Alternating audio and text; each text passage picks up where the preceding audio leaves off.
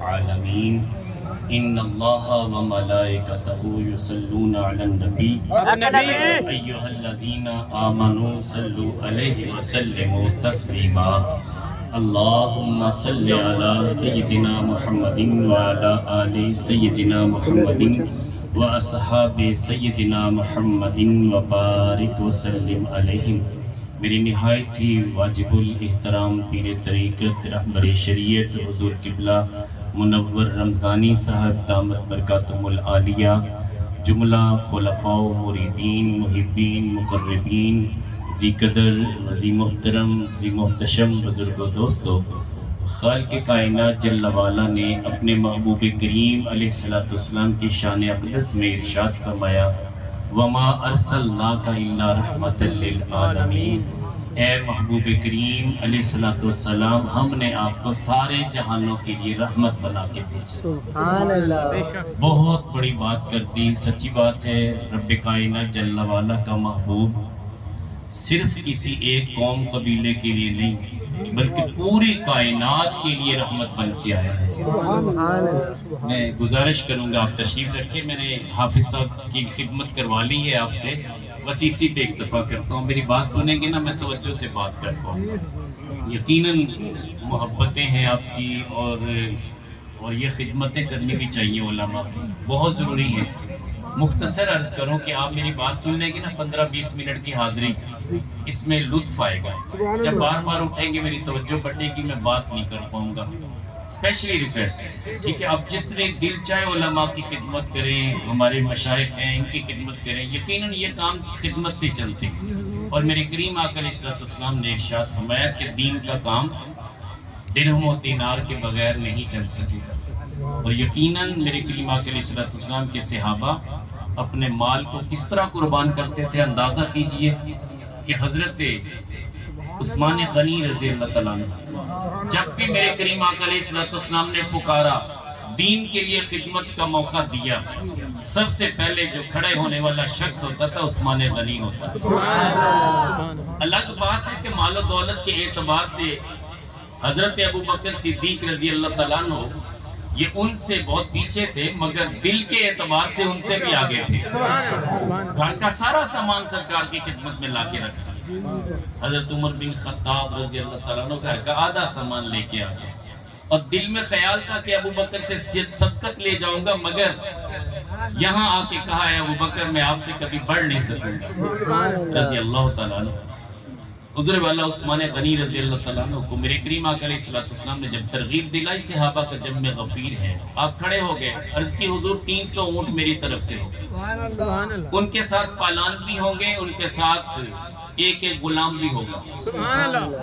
میرے کریم آقا علیہ السلام نے پھر ترغیب دلائی، پھر کھڑے ہو گئے، کہنے لگے حضور 500 اونٹ۔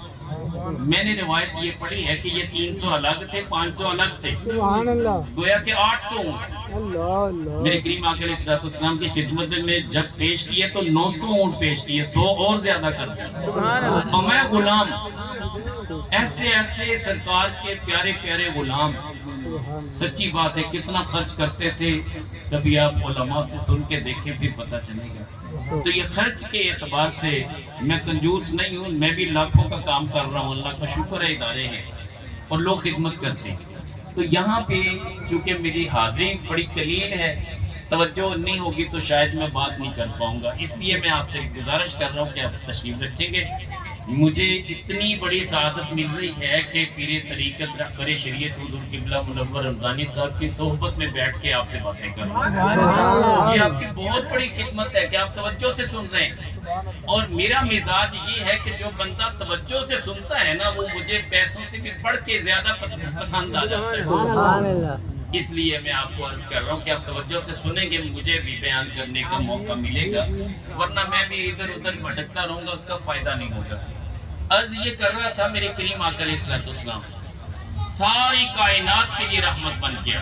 بے شک یہ آواز ٹکرا رہی تھوڑی سی، اگر اس کی کو کم کر دیں گے نا آسان ہو جائے گا۔ تو میرے کریم آقا علیہ السلام فرماتے ارسلت الی الخلق کافہ، میں ساری مخلوق کے لیے رسول بن کے آیا، سبحان اللہ۔ ساری مخلوق۔ چرند بھی آگے یار، یہ جو سنگ دل تھا نا، یہ اتنا نرم ہو گیا، اتنا نرم ہو گیا کہ میرے نبی کے صحابہ کی محبت میں چلنا شروع ہو گیا۔ سبحان اللہ۔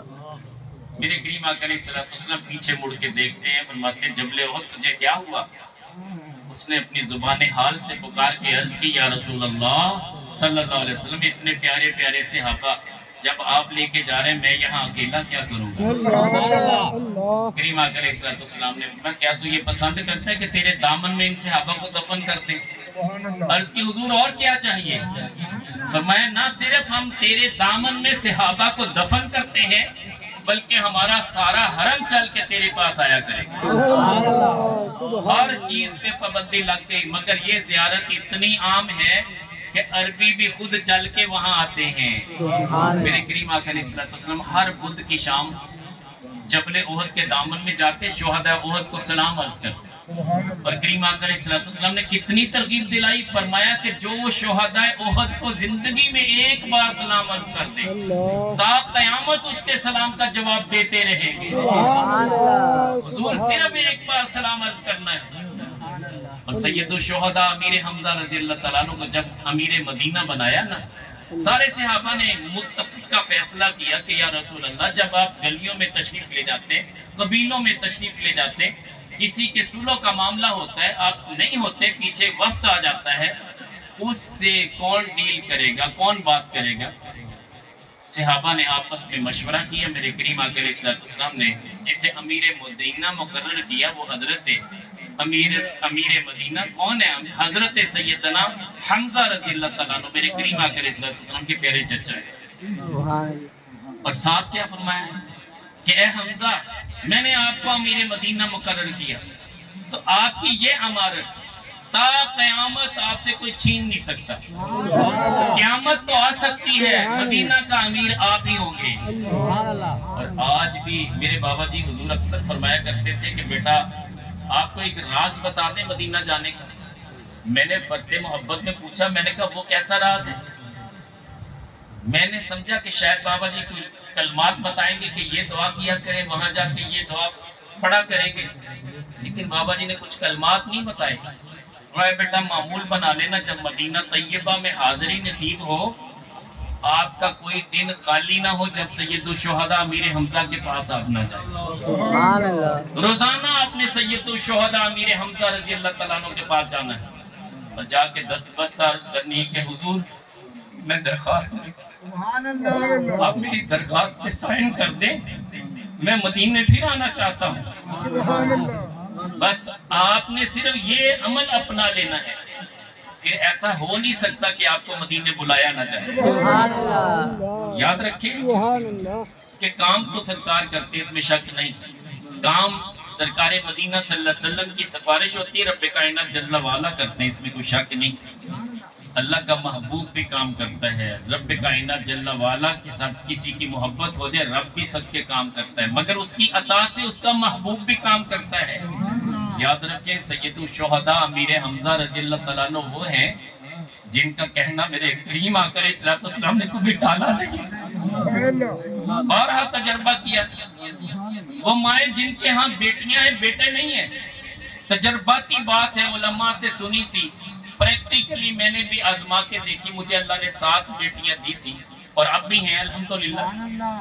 7 بیٹیاں ہیں، میں نے ہر بیٹی پہ اسی طرح خوشیاں منائی جیسے بیٹے کی پیدائش پہ خوشی ہوتی، ورنہ حالات کیا تھے آپ جانتے ہیں کہ جب کسی کے ہاں بیٹی پیدا ہوتی تھی وَإِذَا بُشِّرَ أَحَدُهُمْ بِالْأُنثَىٰ ظَلَّ وَجْهُهُ مُسْوَدًّا وَهُوَ كَظِيمٌ، اس کا چہرہ لٹک جاتا تھا اور جھگڑے میں آ جاتا تھا، غصے میں آ جاتا تھا کہ یہ بیٹی پیدا کیوں، کیفیت یہ تھی۔ مگر یاد رکھیں کہ وہ لوگ آج بھی موجود ہیں جنہیں میرے کریم آقا علیہ السلام نے بیٹی سے محبت کا طریقہ بتایا تھا، اور کریم آقا علیہ السلام اپنی لخت جگر سیدہ طیبہ طاہرہ فاطمہ الزہرا سلام اللہ علیہا کے لیے اٹھ کے کھڑے ہوتے، پیشانی کا بوسہ لیتے، کبھی اپنے کملی والی چادر بچھا دیتے، سیدہ کا ہاتھ پکڑ کے اوپر بٹھاتے۔ سبحان اللہ۔ یوں تو ساری بیٹیوں سے سرکار کا پیار تھا، آپ کو پتہ ہے جو چھوٹی اولاد ہوتی ان سے زیادہ پیار ہوتا ہے، لاڈلی ہوتی، میں فاطمہ تو بدغا تو منی، فاطمہ میرے جگر کا ٹکڑا ہے۔ اور یار جب بیٹیوں کو زندہ درگور کیا جاتا تھا اس وقت میرے نبی صلی اللہ علیہ وسلم نے یہ کلمہ کہا کہ فاطمہ میرے جگر کا ٹکڑا ہے۔ لوگ بیٹی کا نام لینا پسند نہیں کرتے تھے۔ حضور والا بیٹیوں کے بعد عرصہ گزر گیا۔ آپ کو پتہ ہے کہ خواتین کا بڑا رول ہوتا ہے کہ فلاں بابے کے پاس چلے جاؤ، فلاں سے تعویذ لے لو، فلاں سے میڈیسن لے لو، بس وہ ایک ہی خوراک دے گا، بیٹا ہو جائے گا۔ ہمیں یقین تھا کہ رب کائنات جل والا کو ہمارے لیے بیٹیاں پسند ہیں، ہم راضی ہیں۔ سبحان اللہ۔ بس قسمت نے انگڑائی لی مدینے تو الحمدللہ بارہا جانا نصیب ہے۔ 22 سال سے سرکار کا کرم ہے، سال میں 2-3 بار حاضری نصیب ہو جاتی ہے۔ پتہ بھی نہیں ہوتا کہ کہاں سے بلاوا آنا، انتظام کیسے ہونے کوئی پتہ نہیں ہوتا، سبب بنتا ہے۔ تو میری اہلیہ محترمہ ماہ سیام تھا، سحری کا وقت تھا، مجھے کہتی ہیں کہ میں آپ سے ناراض ہوں۔ آپ کو پتہ ہے کہ میرے کریم آقا علیہ السلام نے جب بیویوں کے حقوق مقرر کیے، اس میں نے میرے کریم آقا علیہ السلام نے پریکٹیکلی اپنی زوجہ محترمہ سے پیار کر کے دکھایا۔ پھر ایک زوجہ محترمہ نہیں 11 ازواج مطہرات ہیں، اور میرے کریم آقا علیہ السلام کی 2 آپ کی باندیاں ہیں، اور کریم آقا علیہ السلام کی یہ 13 ازواج مطہرات۔ کسی بھی زوجہ محترمہ نے کبھی یہ نہیں کہا کہ حالت یہ ہے کہ سرکار گھر میں کوئی اچھا سلوک نہیں کرتے، کبھی ایسا نہیں کہا، بلکہ کریم آقا علیہ السلام کی ہر زوجہ محترمہ ہماری اماں جان یہی کہتی تھی آپ جیسا حسین ہم نے دیکھا نہیں، آپ جیسا حسن سلوک کسی نے کبھی کیا نہیں ہے۔ سیداتنا خدیجہ الکبریٰ رضی اللہ تعالیٰ عنہ پہلی زوجہ محترمہ ہے۔ بخار ہو گیا، شیب ابی طالب میں ہے، محصور ہے، 3 سال کا مقاطع ہے، قطع تعلقی ہے، کھانے پینے کی چیزیں بھی اندر نہیں آنے دی جا رہی، بچے بلکتے بھی ہیں مگر کسی کو سرکار رونے بھی نہیں دیتے۔ سعد بن ابی وقاص رضی اللہ تعالیٰ عنہ کہتے ہیں کہ رات کا وقت تھا، کھانے کے لیے کچھ میسر نہیں تھا، میں چلا، رات کو ٹھوکر لگی، اندھیرا تھا، میں نے کہا کوئی سخت چیز ہے جو پاؤں سے ٹکرائی ہے، میں اٹھا کے لے آیا، دیکھا تو چمڑے کا ایک ٹکڑا تھا۔ کہنے لگے اللہ کی قسم میں نے اسے ابال کے 3 دن تک اسی پہ گزارا کیا، چمڑے کے ایک ٹکڑے پہ۔ فرماتے پہلے اسے جلایا، راکھ بنائی، اس راکھ کو میں نے پانی میں ڈال کے پیا، 3 دن کی بھوک میں نے اس طرح ختم کی۔ حضور ہم نے کون سے روزے رکھے؟ حقیقی شیب ابی طالب کا وہ کٹھن مرحلہ جو میرے نبی نے طے کیا، آپ کے خاندان نے طے کیا۔ سیداتنا خدیجہ الکبریٰ رضی اللہ تعالیٰ عنہ پیغام بھیجتی کہ یا رسول اللہ مجھے اپنی چادر مبارک عطا کیجیے۔ میرے کریم آقا علیہ السلام کشاں خود تشریف لے آتے ہیں کہ میں نے سنا ہے کہ آپ کو چادر چاہیے، خیریت تو ہے؟ عرض کی حضور یہ بخار جان لیوا ثابت ہوگا، مجھے لگتا ہے کہ میرا آخری وقت آ چکا ہے، چاہتی ہوں کہ آپ کی چادر جو کملی والی چادر ہے مجھے اس میں کفن دیا جائے۔ نعرہ تکبیر، اللہ اکبر، رسالہ، یا رسول اللہ حیدری، جشن عید میلاد النبی، زندہ باد، فرمائے اہل سنت۔ زندہ باد، ماشاءاللہ۔ تو میرے کریم آقا علیہ السلام فرماتے ہیں، کس کو کہہ رہے ہیں؟ اپنی زوجہ محترمہ کو، ہماری اماں جان کو۔ کیا کہتے ہیں؟ لو اردت جلدی لعطیتک، اگر تو میری کھال بھی مانگتی میں اپنی کھال بھی اتار کے دے دیتا ہوں۔ میرے کریم آقا علیہ السلام آپ خورے میں پانی پی رہے ہیں، آپ خورے میں پانی، کریم آقا علیہ السلام کی پیاری زوجہ محترمہ سیداتنا عائشہ صدیقہ رضی اللہ تعالیٰ عنہ پی رہی ہیں۔ روایت میں آتا ہے کریم آقا علیہ السلام باہر سے تشریف لاتے ہیں، دیکھا کہ بی بی عائشہ صدیقہ رضی اللہ تعالیٰ عنہ اب خورے میں پانی پی رہی، میرے کریم آقا علیہ السلام نے فرمایا عائشہ مجھے بھی پانی دینا، جو بچ گیا پھینکنے لگی، فرمایا پھینکنا نہیں اسی میں اور ڈال دو۔ بیوی کا جھوٹا پینے کے لیے کوئی آج کا مرد تیار نہیں ہے، مگر یاد رکھے میرے نبی نے درس کیا دیا ہے۔ کریم آقا علیہ السلام فرماتے ہیں عائشہ یہی پانی مجھے دو، اب یہاں تک بس نہیں ہے تو ڈورا ہاتھ میں ہے۔ کریم آقا علیہ السلام فرماتے ہیں عائشہ بات سنو، توجہ کی، عرض کی حضور فرمائیے، پوچھا اپنے ہونٹ کدھر لگائے تھے؟ میرے کریم آقا علیہ السلام نے جب پوچھا، بی بی عائشہ صدیقہ رضی اللہ تعالیٰ عنہ بڑی خوش ہوئی، عرض کرتی حضور میں نے ادھر سے پیا تھا، میں محبت بھی ادھر سے پیوں گا۔ اللہ اکبر۔ مجھے بتائیے کہ آج کا اگر شوہر اپنی بیوی کے اس جھوٹے پانی کو پی لے، یا اس کے ہونٹوں کے لگے ہوئے جہاں پہ لمس تھے وہاں پہ اپنا ہونٹ لگائے، اسے باور کراتے کہ میں وہیں سے پی رہا ہوں جہاں سے تو نے چھوڑا تھا۔ مجھے بتائیے گھر امن و سلامتی کا گہوارہ نہ بن جائے۔ تو میں بتا رہا تھا میری اہلیہ محترمہ ناراض ہو گئی۔ قافلے کے ساتھ میں جب ہوتا ہوں بہت ڈیوٹی ہوتی ہے، ذمہ داری ہوتی ہے۔ ابھی 15 دن پہلے 45 لوگوں کے قافلے کے ساتھ جانا نصیب ہوا، اور وہاں پہ الحمدللہ ایک جذبہ ہوتا ہے قافلے کی خدمت کا۔ ہر کام کے لیے ہر کسی کے ساتھ جانا یہ روٹین ہوتی ہے، تو ٹائم ہی نہیں ملا۔ بیوی ناراض ہے، کہتی میں آپ سے ناراض ہوں۔ میں نے کہا خیریت تو ہے؟ میرے ذہن میں آیا کہ شاید میری امی جان کے ساتھ کوئی بات ہوگی۔ آپ کو پتہ ہے کہ بہو کے ساتھ ساس کی باتیں ہوتی رہتی۔ میں نے کہا ممکن ہے؟ کہتی نہیں امی جی سے کوئی بات نہیں ہوئی، بس میں نے آپ سے ایک بات کرنی۔ میں نے کہا بتائیں؟ کہنے لگے سید الشہداء جانا ہے۔ میں نے کہا چلے کل چلے جائیں گے۔ کہنے لگے نہیں سحری بعد میں کھائیں گے، پہلے وہاں جانا ہے۔ مجھے نہیں پتا تھا کہ کس لیے لے کے جا رہے۔ خیر میں نے کہا چلے جی ان کو راضی تو کرنا اللہ کے نبی کا حکم ہے، حقوق تو ان کے بھی ہے نا۔ تو میں کھانا کھانے کی بجائے، سحری کھانے کی بجائے ان کو لے کے چلا گیا، اور سبھی لوگ سحری کھا رہے، ٹائم سحری کا ہو چکا ہے۔ مسجد نبوی سے جیسے ہی ہم قیام اللیل کے بعد باہر نکلے تھے، اب میں نے مریدین کو کہا حلقہ احباب کا سب کی فیملیز تھی، میں نے کہا جائیں جی آپ سحری کھائیں، میں تو اپنے وزیر اعظم کو راضی کرنے جا رہا ہوں۔ اب وہاں گئے سید الشہداء میرے حمزہ رضی اللہ تعالیٰ عنہ کی بارگاہ میں نے پوچھا آپ کو بتائیں کیا مسئلہ ہے؟ کہیں گے مسئلہ یہ ہے آج بیٹے کی دعا کروانی ہے۔ میں نے کہا یہ کوئی بات ہے بیٹے کی دعا کروانی؟ وہ تو میں کرتا ہی رہتا ہوں۔ کہیں گے نہیں آج میں نے اپنے کانوں سے سننا ہے کہ آپ دعا کیسی کرتے ہیں۔ خیر بلند آواز سے میں نے، وقت قلیل تھا، میں نے کوشش کی، میں نے کہا مالک و مولا تیری بارگاہ میں التجا ہے کہ جیسے ہمیں بیٹیاں عطا کی ہیں، تیری یہ بندی بیٹا مانگتی ہے، اسے بیٹا عطا کر۔ کہنے لگے یہ دعا مجھے پسند نہیں، یہ بیٹی مانگتی ہے اسے بیٹا عطا کر دے، کیا آپ کو نہیں چاہیے؟ میں نے کہا ٹھیک ہے میں تو اللہ کی رضا پہ راضی ہوں۔ کہنے لگے کیا آپ پیغمبروں سے بڑھ کے؟ کیا ابراہیم علیہ السلام نے نہیں مانگا؟ زکریا علیہ السلام نے نہیں مانگا؟ جب پیغمبر مانگتے ہیں، یہ وہ نعمت ہے جو بندے کی وراثت کو قائم رکھتی ہے، اور ورثے میں آپ کو جو وہاں پہ مسجد بہترین قسم کی جو مسجد نبوی کی یاد دلا دے وہ بنا کے دی گئی ہے۔ درس و تدریس کا سلسلہ ہے، اگر ہمارا وارث ہی نہیں ہوگا کون چلائے گا اس میں؟ کس کی تربیت کریں گے؟ خیر میں نے کہا چلے ٹھیک ہے، میں کہ مالک و مولا اگر تجھے پسند ہے میرے حق میں بیٹا تو بیٹا عطا کر دے۔ میں نے چونکہ سنا ہوا تھا کہ وہاں اگر بیٹیوں والا جا کے بیٹے مانگے اللہ ضرور دے دیتا ہے، اس لیے کہ سرکار کے پیارے چچا سرکار ان کی موڑتے نہیں ہیں۔ پھر میری اہلیہ مجھے دعا سکھاتی کہ دعا کیسے کرنی ہے۔ دعا یہ کرنی ہے کہ الہی اگر میرے مقدر میں بیٹا نہیں ہے، اپنے پیارے محبوب کے پیارے چچا کے صدقے بیٹا مقدر کر دے۔ جب رب مقدر بدلنے پہ قادر ہے، کیا آپ کیوں نہیں مانگ سکتے؟ خیر جی کہنا ماننا پڑا۔ میں نے کہا ٹھیک ہے، میں کہ مالک و مولا میرے مقدر میں اگر بیٹا نہیں ہے، یہ تیری بندی کی چاہت بھی ہے، میری بھی چاہت ہے، ایسا بیٹا جو حافظ قرآن بھی ہو، عالم دین بھی ہو، نیک بھی ہو، صالح بھی ہو، اور تیرے پیارے محبوب کے پیارے چچا امیر حمزہ کے نقش قدم پہ ہو، ایسا صالح بیٹا ہمیں عطا کر۔ بس یہ کہنے کے بعد دعا مانگی چلے آگے۔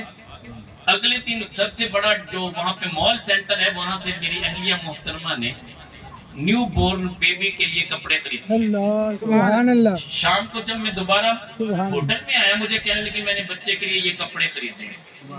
میں ہائپر ہو گیا، میں نے کہا تیرے پاس کیا گارنٹی ہے؟ میری امی جان بھی ساتھ تھی۔ امی جان کہنے لگی کہ بیٹا ڈانٹنے کی حاجت نہیں ہے، کچھ نہیں کہنا۔ میں نے کہا دیکھیں اگر پھر بیٹی ہوگی تو یہ روئے گی بیچاری، پریشان ہوگی، لوگ بھی کہیں گے بڑے شوق سے وہاں بیٹے کے کپڑے لے کے آئی تھی، مگر یہ تو بیٹی ہوگی۔ آپ کو پتہ یہ بہت بڑا مرحلہ ہے۔ حضرت مریم علیہ السلام کی پیاری امی جان نے یہی کہا تھا نا، رب انی نظرت لک ما فی بطنی محررا فتقبل منی، کہ جو میرے پیٹ میں ہے میں نے مالک تیرے لیے نظر مان لی۔ فلما وضعتها انثى، جب پیدا ہوا تو بیٹی پیدا ہوئی، ذہن میں یہ تھا بیٹا ہوگا، مگر بیٹی پیدا ہو، کتنا امتحان، مگر حکمت رب کی تھی۔ تو بتانا یہ چاہ رہا تھا کہ میری امی جان نے منع کر دیا، کہتی بیٹا کچھ نہ کہو، ہو سکتا ہے اللہ اس کا گمان پورا کر دے. بہرحال جی مختصر کروں کہ الحمدللہ اللہ نے ہمیں وہ بیٹا عطا کیا اور ماشاءاللہ 7ویں سال میں ہے الحمدللہ. تو اسے بھی کئی بار حاضری نصیب ہوگی ماشاءاللہ. یہ برکتیں ہیں وہاں پہ. میں کہتا ہوں یہ نسخہ میں نے آپ کو بتایا ہے, ٹائم تو اس میں لگ گیا مگر یہ پریکٹیکلی سمجھا رہا ہوں. تو یہ بتانا چاہ رہا ہوں کہ جس کے پاس بیٹیاں ہوں وہ بیٹا مانگنے کے لیے وہاں چلا جائے. سچی بات ہے. یہاں بھی یاد کر کے مانگ لے تو امیر حمزہ یہاں بھی سنتے ہیں. یہ ہمارا عقیدہ ہے. یہ وہ واسطہ ہے جو رب کائنات جل والا ٹالتے نہیں ہیں. تو بتانا یہ چاہ رہا تھا میرے کریم آقا علیہ السلام اپنی ازواج مطہرات میں بھی اتنا پیار رکھتے تھے, اتنا پیار کرتے تھے. اور میرے کریم آقا علیہ السلام, توجہ ادھر رکھیے گا, میں بھول جاتا ہوں یار, باتیں بھول جاؤں گا, آپ میری طرف توجہ رکھیے. موٹر سائیکل آتے جاتے رہتے ہیں یار, اب میری طرف توجہ رکھیے. میں آپ کو اللہ کے نبی کی باتیں سنا رہا ہوں. میں نے اپنی بات ختم کر دی ہے. تو اللہ کے پیارے نبی صلی اللہ علیہ وسلم کتنا پیار کرتے تھے یار. جس باپ کو کوئی پوچھتا نہیں تھا, یاد رکھیں کہ باپ کو بھی اس کے نوجوان بیٹے پکڑ کے منڈی میں بیچ آتے تھے, باپ کا بھی سودا کر دیتے تھے. مگر میرے کریم آقا علیہ السلام نے باپ کو قبلہ کعبہ بنا کے رکھ دیا.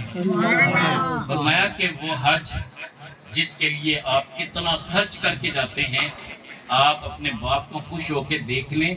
پیشانی کو دیکھا, خوش ہو کے دیکھا, راضی برضا ہو کے دیکھا, آپ کو مقبول حج کا ثواب مل گیا. یار یاد رکھیں حاجی حج کے لیے جاتے ہیں, اس کا حج قبول ہوتا گارنٹی نہیں ہے. میں پہلے یہ کہا کرتا تھا کہ یار یہ ہر بندے کے بارے میں نے سنا ہے کہ اکثر بزرگ کہتے تھے یہ میرے قبلہ و کعبہ ہے. پیر صاحب کو بھی قبلہ اور والد محترم کو بھی قبلہ. عجیب بات ہے یار, قبلہ و کعبہ تو وہاں پہ ہے. میں خود سوچا کرتا تھا کہ باپ کے لیے بھی کہتے ہیں جی میرے قبلہ و کعبہ ابا جان ہے, تو پیر صاحب کے لیے بھی قبلہ و کعبہ. یار یہ تو شرک کی انتہا ہے. میں خود پریشان تھا کہ یار کیسا شرک ہم کر رہے ہیں. مگر جب میرے کریم آقا علیہ السلام کی یہ حدیث میں نے سنی تو پھر پتا چلا کہ کعبے سے بھی افضل انسان ہے. میرے کریم آقا علیہ السلام نے فرمایا کعبہ تیری عظمتیں بچا, تیری عزت اور حرمت بچا, مگر یاد رکھنا میرے امتی کی عزت تجھ سے کہیں زیادہ ہے.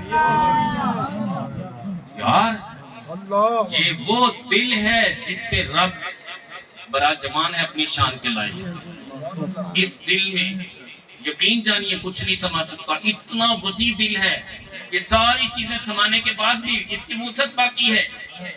اگر اس کی وسعت ختم ہوتی ہے تو رب کائنات جل وعلا کے جلوے سے ہوتی ہے. قلب المؤمن عرش اللہ تعالیٰ, یہ اللہ کا عرش ہے. ہم بھی کہتے ہیں یا اللہ ہمیں اپنے محبوب کا دیدار کریں. یاد رکھیں اسی عرش پہ میرے کریم آقا علیہ السلام تشریف فرما ہوتے ہیں. یہ ہم طلب تو کرتے ہیں مگر کبھی اس عرش کو صاف کیا. یار پیر صاحب تشریف لائیں, ان کے لیے مسند لگتی ہے, اور کوئی عالم دین آئے اس کے گلے میں پھولوں کے ہار ڈالتے ہیں, ماحول کو معطر کرتے ہیں, بہترین قسم کی چراغاں کرتے ہیں. مگر سچی بات ہے اللہ کے پیارے نبی صلی اللہ علیہ وسلم کی زیارت کے طالب تو ہیں, کبھی من کو صاف کیا ہے؟ حسد بھی اس کے اندر ہے, کینہ بھی اس کے اندر ہے, بغض بھی اس کے اندر ہے, چغلی اور غیبت بھی ہماری زبان پہ ہمیشہ جاری رہتی ہے, جھوٹ بھی ہم بولتے ہیں. اتنی گندی چیز ہے جھوٹ. میرے کریم آقا علیہ السلام فرماتے ہیں جب بندہ جھوٹ بولتا ہے اس کے اپنے نواجس کے اندر, داڑھوں کے اندر بیٹھے ہوئے فرشتے جو اس کے ذکر کے منتظر ہوتے ہیں, جب اس کے جھوٹ کو دیکھتے ہیں تو اتنی بدبو نکلتی ہے کہ وہ سینکڑوں میل دور بھاگ جاتے ہیں. یار جھوٹ کی اتنی بدبو ہوتی ہے. تو بات میں کر رہا تھا قبلہ و کعبہ کی. تو جب میرے کریم آقا علیہ السلام نے فرما دیا کہ باپ کا چہرہ دیکھنا مقبول حج کے برابر ثواب ہے. اور یاد رکھیں حضرت سیدنا عبداللہ بن مبارک رضی اللہ تعالیٰ عنہ یہ حج کے لیے تشریف لے جاتے ہیں. وہاں جاتے ہیں, جمع غفیر ہے لوگوں کا. عرض کی کہ مالک مولا اتنے لوگ ہیں, کیا سب کا حج قبول ہو گیا ہوگا؟ میرے کریم آقا علیہ السلام کہ امت کے یہ اولیاء جب رب کی بارگاہ میں بھی التجا کرتے ہیں آگے سے جواب ملتا ہے. جواب آیا کہ سب کا حج قبول ہے, مگر ایک شخص ایسا ہے جس کا نام ہارون بلخی ہے, اس کا حج قبول نہیں ہے. ہارون بلخی وہ ہے جس نے اپنی ماں کو جلتے ہوئے تندور میں پھینک دیا. 30 سال سے حج کرنے کے لیے آتا ہے مگر ہم اس کا حج قبول نہیں کرتے. حضرت عبداللہ بن مبارک وہ بلخ کے جہاں پہ خیمے موجود تھے وہاں چلے جاتے ہیں, پوچھتے ہیں, تو جیسے ہی اس کی نظر پڑتی کہتے ہیں عبداللہ بن مبارک مجھے یہی خبر دینے آئے ہو کہ میرا حج قبول نہیں ہوا. اور مرتبہ دیکھیں کتنا ہے, اتنی نگاہ فراست ہے کہ آنے والے ولی اللہ کو پہچانتے بھی ہیں, جانتے بھی ہیں, مخاطب ہو کے کہتے بھی ہیں یہی خبر دینے آئے ہو کہ میرا حج قبول نہیں ہوا. عبداللہ بن مبارک حیران کہ یار اتنا بڑا مرتبے پہ فائز بندہ پھر اس کا حج قبول نہیں ہوتا. 30 حج کر چکا ہے, بعض روایتیں اس سے بھی زیادہ حج اس میں تحریر ہے. بتانا یہ چاہ رہا ہوں کہ آپ پوچھتے کہ بات کیا تھی, کہنے لگے بس مجھ سے یہ غلطی سرزد ہوئی تھی, ایک بازو بھی کٹا ہوا تھا. پوچھا اس کا ماجرا کیا؟ کہنے لگے جب مجھے ہوش آیا کہ میں نے نشے کی حالت میں نے اپنی والدہ کو جلتے ہوئے تندور میں پھینکا تھا, جب مجھے لوگوں نے بتایا تھا اس ہاتھ سے دھکا دیا تھا, میں نے کلہاڑا لے کے اس ہاتھ کو خود کاٹ دیا تھا. تو لہٰذا آپ دعا کریں اللہ میرا حج قبول کر دے. حضرت عبداللہ بن مبارک رضی اللہ تعالیٰ عنہ فرماتے ہیں کہ اللہ کی قسم میں روتے روتے سویا, رات کو آمنہ کا لال آ گیا. سرکار تو جہاں مالک کون محمد صلی اللہ علیہ وسلم تشریف لائے. اور میں عبداللہ بن مبارک کس لیے پریشان ہوں؟ عرض کی حضور پریشان اس لیے ہوں کہ ہارون بلخی کا حج قبول نہیں ہوتا, غلطی ہو گئی ہے. آپ کا فرمان علی شان شفاعتی لأہل کبائر من امتی, جو میری امت کے بڑے بڑے گناہ کرنے والے ہوں گے میری شفاعت ان کے لیے ہے, حضور ان کی سفارش کیوں نہیں کرتے؟ فرمایا میرے رب کی حکمت یہ ہے کہ قیامت کا دن ہوگا, میدان محشر لگا ہوگا, جب میرا رب اسے دوزخ کی آگ میں پھینکنے لگے گا تو اس کی ماں آگے آ جائے گی, اس کی ماں رکاوٹ بن جائے گی, عرض کرے گی مالک و مولا میں نے اسے بخش دیا, میرے بیٹے کو جہنم میں نہ پھینک. حضور والا وہ ماں جس کو اس کے اپنے سگے بیٹے اٹھا کے منڈی میں بیچ دیا کرتے تھے, میرے کریم آقا علیہ السلام نے اتنی قیمتی جنت جس کے لیے صحابہ, اہل بیت, اولیاء عظام ساری رات قیام و سجود اور رکوع میں رہتے اور دعا مانگتے کہ مالک اپنے محبوب کا ساتھ جنت میں نصیب کرتے. وہ جنت اتنے بلندیوں پہ تھی مگر میرے نبی نے کھینچ کے ماں کے قدموں کے نیچے رکھ دیا کہ اپنی ماں کے قدموں سے لپٹ جاؤ, رب کائنات جل وعلا تمہیں جنت کا مستحق بنا دے گا. حضور والا میں نے تو یہاں تک علماء سے سنا کہ جو سوتیلی ماں ہوتی تھی نا, بعد میں جو بڑا بیٹا ہوتا تھا باپ کے فوت ہونے کے بعد اسی سے شادی رچا لیتا تھا. یہ المیہ تھا.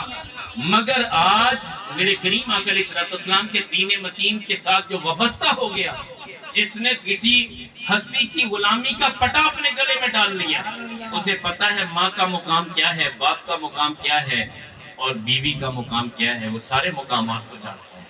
بیوی کے ساتھ حسن سلوک اسی انداز میں کرتا ہے جیسے میرے کریم آقا علیہ السلام نے ہمیں سبق دیا. ماں کے ساتھ بھی اسی طرح سلوک کرتا ہے, باپ کے ساتھ بھی وہی سلوک کرتا ہے. یاد رکھیں وبالوالدین احسانا, والدین کے ساتھ احسان کا حکم ہے. احسان یہ ہے ان تعبد اللہ کانک تراہ, رب کی عبادت اس طرح کر گویا رب کو دیکھ رہا ہے. فَإِن لَمْ تَكُنْ تَرَاهُ فَإِنَّهُ يَرَاكَ, اگر یہ مرتبہ نصیب نہ ہو کم سے کم یہ تصور کر کے رب تجھے دیکھ رہا ہے. یاد رکھیں کہ ماں باپ کے معاملے میں جب یہ تصور ہوگا کہ میرا رب مجھے دیکھ رہا ہے تو پھر بندہ کبھی کوئی جرت کرے گا اپنے باپ کے ساتھ طلق کلامی کی, کبھی ماں کی بے ادبی کرے گا, کبھی اپنی بیوی کو ماں پہ ترجیح دے گا. یار جس کا یہ تصور پختہ ہو گیا یہی احسان ہے, اس کو اختیار کرنا ہے. یاد رکھیں یہ سارے سبق ہمیں کہاں سے ملنا ہے؟ اولیاء اللہ کے قدموں سے ملنا ہے. سچی بات میں کہہ رہا ہوں, اگر ہم اولیاء اللہ کے قدموں کے ساتھ لگے رہے, اولیاء صالحین کے ساتھ لگے رہے, علماء ذیشان کے ساتھ لگے رہے اور علماء سو سے بچنا ہے. یاد رکھنا ٹھگ بازوں سے بچنا ہے, بکرے چھترے لینے والے, طویل دھاگے کی آڑ میں لوٹنے والوں سے بچنا ہے. کھوٹے اور کھرے کی پہچان کرنی ہے. یاد رکھیں 5000 کا نوٹ جب تک اس زمین پہ چلتا ہے, اس پاکستان میں 5000 کا نوٹ رائج ہے. یاد رکھنا نقلی بھی چلیں گے. اصلی اور نقلی کی پہچان کے لیے بینک میں جا کے چلے جائیں, بہت ساری نشانیاں لگا دی گئی ہیں. میرے رب نے بھی بڑی نشانیاں لگائی ہیں. میرے رب نے عباد الرحمن یمشون علی الارض ہونا، رب کائنات جل وعلا نے تفصیل کے ساتھ بیان کر دیا ہے. یار ان لوگوں کو دیکھو گے، ان ہستیوں کو دیکھو گے، اذا روزو کے اللہ، جب ان کے چہروں کو دیکھو گے رب یاد آ جائے گا. اس لیے کہ جب بھی بات کرتے ہیں تو اللہ اس کے رسول کی بات کرتے ہیں. یاد رکھنا ان کے اندر عاجزی بھی ہوگی، اخلاق کریمانہ سے بھی حصہ نصیب ہوگا، فیض و برکات بھی ہوگی، توجہ بھی ہوگی، نگاہ فراست بھی ہوگی. جو چیز ان کے دامن میں نہیں ہے وہ سب سے بڑی چیز ہے، وہ جھوٹ ہے. جھوٹ ان کے پاس نہیں ہے، حسد ان کے پاس نہیں ہے، کینہ ان کے پاس نہیں ہے. دشمن بھی چل کے آ جائے گلے سے لگا لیتے ہیں. ولایت کے تاجدار ہیں. آخر بات عرض کرنا، مولا علی شیر خدا، ان کے لخت جگر ہیں امام حسن امام حسین.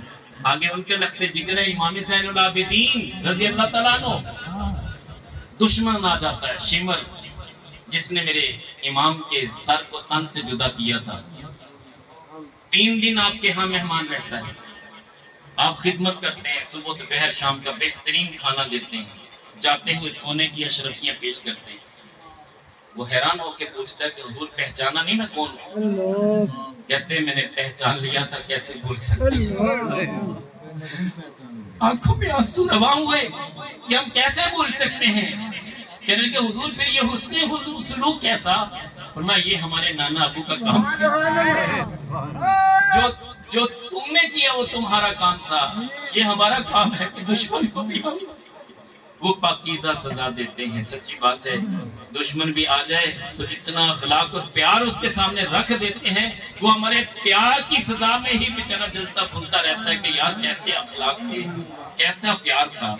حضور والا ہمارے دامن میں کچھ نہیں ہے سوائے اولیاء اللہ کے، سوائے علماء ذیشان کے.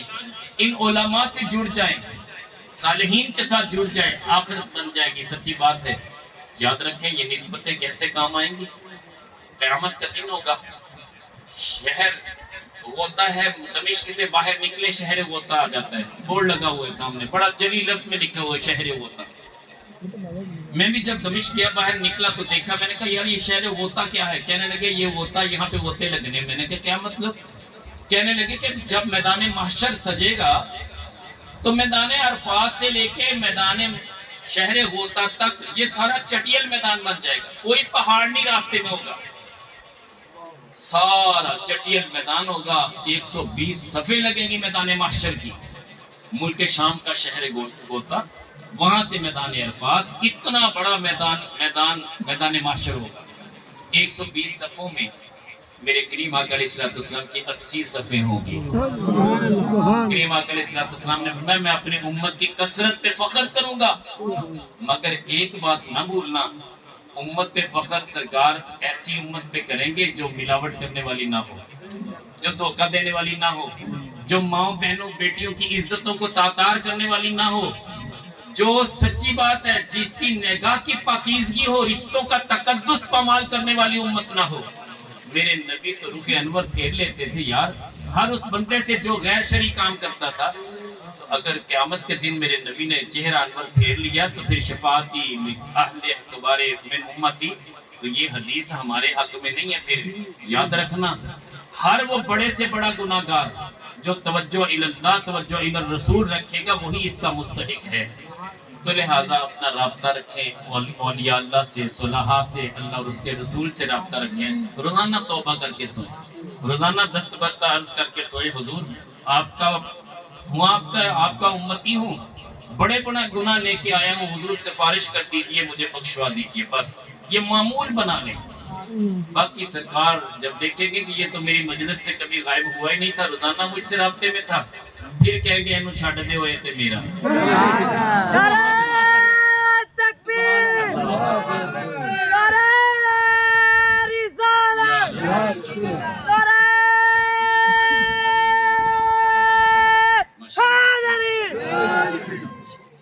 جزاک اللہ خیر، بہت شکریہ آپ نے توجہ سے سنا.